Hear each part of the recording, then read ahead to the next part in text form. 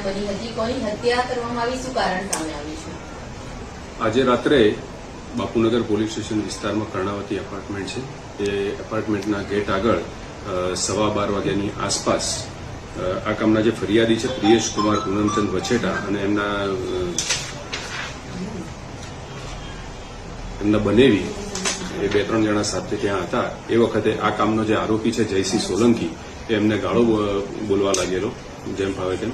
તો એને ગાળો બોલવાની ના પાડતા એણે છરી લઈને આવેલો અને બૂમાબૂમ થતા એના જે કુટુંબીજનો છે અન્ય માણસો પણ આવી ગયેલા અને છરી મારી અને એણે આ કામનો જે મરણ જનાર છે વિજય ઉર્ફે વિશાલ દેવેન્દ્રકુમાર શ્રીમાળી એને છાતીના ભાગે એક ઘા મારતા એનું મરણ નિપજેલ છે.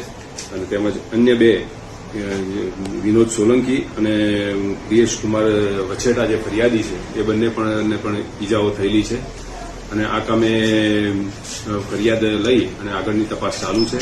આ કામના જે 5 આરોપી છે એ 5 આરોપીઓને રાઉન્ડ અપ કરી લીધેલા છે અને અટક કરવાની કામગીરી ચાલુ છે. નહીં, હાલ પૂરતો ગાળો બોલવાની ના પાડતા એને છરી મારી. કુલ 5 આરોપી છે. બીજા આરોપીની પાસે લાકડી અને પાઇપ ને એવા હથિયાર લઈને આવી ગયેલા હતા. સાહેબ, 5 આરોપી જે છે એ લોકોએ જે હુમલો કર્યો પણ રાત્રે પછી પોલીસ ની પેટ્રોલિંગમાં ત્યાં હતી PCR વાન, એમાં કંઈક એવો વિડીયો વાયરલ થયો છે, ઊંઘતા ઝડપાયા છે. તો એ શું છે એ વિડીયોને લઈને શું કાર્યવાહી થશે એ અમે તપાસ કરીશું. એ જે કંઈ હશે.